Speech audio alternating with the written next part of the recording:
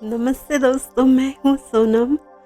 आप सभी का स्वागत करती हूँ love story in Hindi podcast channel पर। आप सुन रहे हो प्रेम व्रत। अब राज को तो उनके मम्मी पापा मिल गए हैं। अब सुहानी से उसकी शादी कब होती है, कैसे होती है, ये आप भी जानना चाहते हो ना। और अब इंतजार किस बात का, सब प्रॉब्लम दूर हो गए। अब आगे चले सुनते हैं प्रेम व्रत आगे की कहानी। प्रेम व्रत एपिसोड नंबर 63, राज की वापसी। कुछ देर में ही बाकी के सब कुछ खुशहाल देखकर सब अपने अपने घर चले जाते हैं। राज अपने मम्मी पापा से कहता है, इतने सालों तक मुझसे दूर रहे हो, अब चाहता हूँ हमेशा के लिए मेरे साथ रहना है। मैंने आपको बहुत मिस किया। अब मैं अपने आंखों से दूर आप दोनों को नहीं कर सकता। राज के मम्मी पापा हंसते हुए कहते हैं, अरे बेटा, हम लोग भी तुमसे दूर कहाँ रहना चाहते हैं। हम कल ही तुम्हारे साथ आएंगे, जहाँ तुम कहोगे वही, जहाँ तुम चाहते हो वही होगा। खुश होकर राज कहता है, हाँ, जहाँ मैं जॉब करता हूँ वहीं पर मेरा अच्छा घर है। मैं आप लोगों के साथ वही रहना चाहता हूँ। हम कल ही यहाँ से निकलेंगे। आज सारा पैकिंग अभी से कर लेना है। हाँ, जिन लोगों ने आप लोगों को इतनी तकलीफ दी है, नजर कैद में रखा, अपने बेटे से आप लोगों को दूर रखा, उनको तो सजा मिलनी ही होगी। आपको उनके खिलाफ अब पुलिस कंप्लेंट करनी है, चाहे वो आपके कितने भी करीब के रिश्तेदार क्यों ना हो। कंप्लेंट करने के बाद हम यहाँ से चले जाएंगे। मम्मा, आपकी तबीयत अभी ठीक है ना?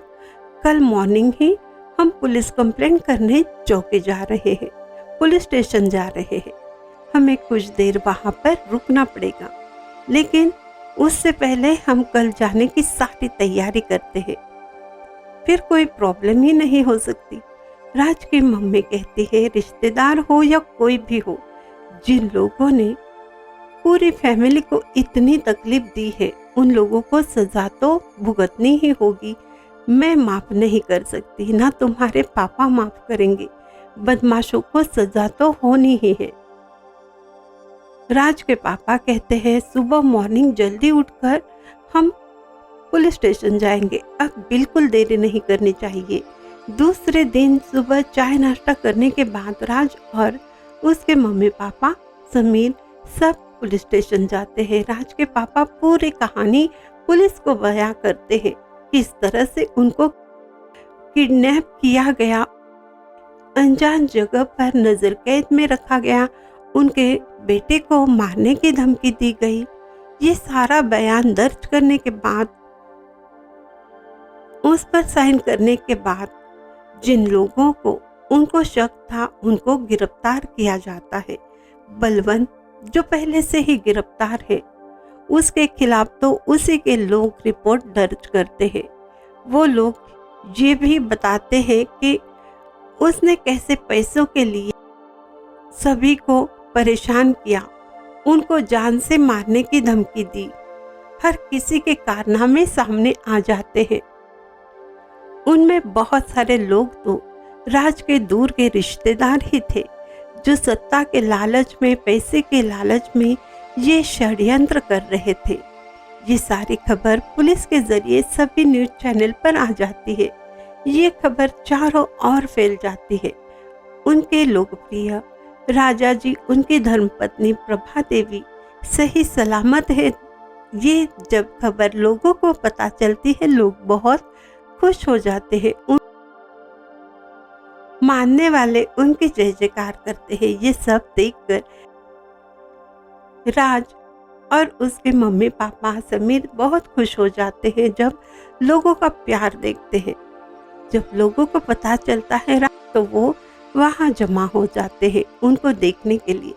तब बाहर आकर राज के मम्मी पापा सबको धन्यवाद करते हैं और राज के पापा सबसे कहते हैं, आपका प्यार देखकर मैं बेहद खुश हूँ, लेकिन ये हमारा बेटा है, हमें अब लेने आया है, हम अब उसके साथ रहने वाले हैं, लेकिन जब भी वक्त होगा हम आप सबसे मिलने जरूर आएंगे। इंस्पेक्टर कहते हैं, अभी की कार्रवाई तो पूरी हो चुकी, अभी आप बिना कोई टेंशन के अपने बेटे के साथ जा सकते हो। पुलिस को धन्यवाद कहकर राज और समीर, उनके सभी परिवार वाले अपना सामान लेकर समीर के साथ निकलते हैं। यहाँ सुहानी आंखें बिछाए राज का इंतजार करती है। इतने दिन हो गए, राज अभी तक क्यों नहीं आया? जो कुछ हुआ है कुछ बताता भी नहीं है। सुहानी राज के ख्यालों में खोई हुई थी। पूजा उसके पास आकर कहती है, तुम ना बस इंतजार करते रहो, शायद राज ने वहां पर किसी और को पटा लिया होगा, यही वजह है अभी तक यहाँ आने का नाम नहीं ले रहा। देख लो, यही होगा, तुम बस तारे गिनते रहो, वो चांदनी रात में किसी और के साथ मजे करते रहेगा। मुझे तो बस यही लग रहा है, उसे तुम्हारी कोई फिक्र नहीं है, इसलिए तो बिंदास कहीं और मजे कर रहा है, और तुम हो कि आंसू बहाती रहती हो उसके इंतजार में, जो तुम्हें कॉल तक नहीं करता है। ये हैंडसम लड़के लड़कियां पटाने में एक्सपर्ट होते हैं, तुम हो भोली भाली, तुम्हें तो कुछ पता ही नहीं।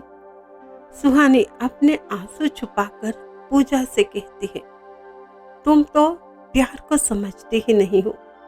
प्यार किस चिड़िया का नाम है ये भी तो नहीं जानती हो। जब प्यार करना सीख जाओगे ना, तब तुम्हें समझ आएगा इंतजार का दर्द, ये उसकी यादों में खो जाना, वो उसके आने का एहसास, उसके पास रहने का एहसास, उसके छूने का एहसास। जो बातें उसने कही भी नहीं, उसे समझने का एहसास, उसके प्यार भरे लम्हों को, उसके साथ गुजारे हुए प्यार भरे लम्हों को फिर से जीने का एहसास।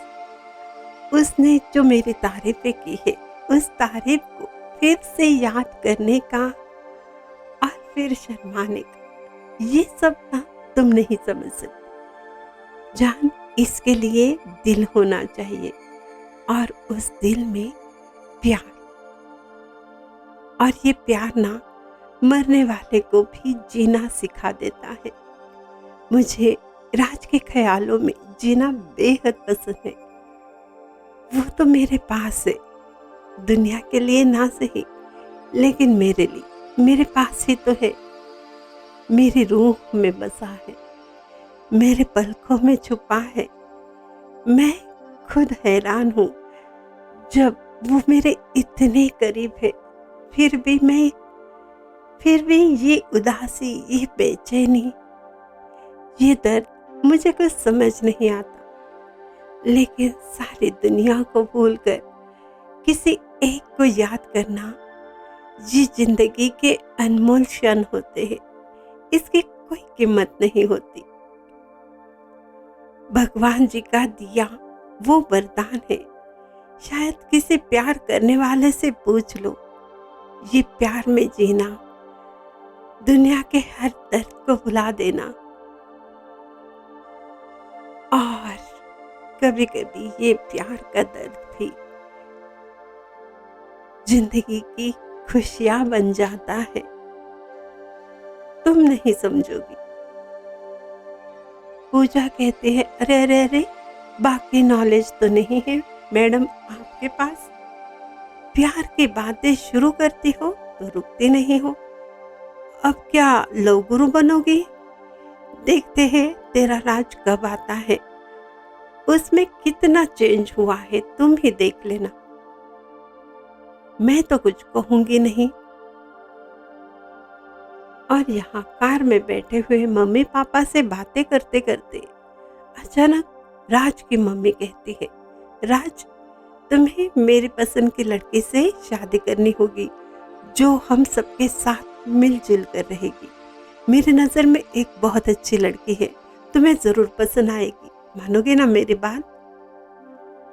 अपनी मम्मी की बात सुनकर राज के होश उड़ जाते हैं, चेहरे का रंग फीका पड़ जाता है। अब क्या होगा, ये तो आप भी सोच रहे हो ना?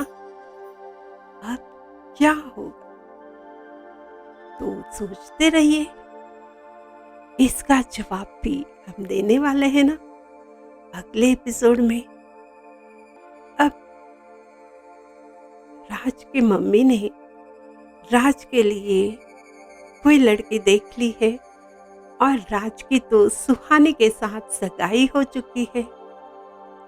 अब इस मुश्किल से राज कैसे बाहर निकलता है या और फंस जाता है, ये सब जानने के लिए थोड़ा सा इंतजार। और तब तक आप प्रेम रंग में रंगते रहिए।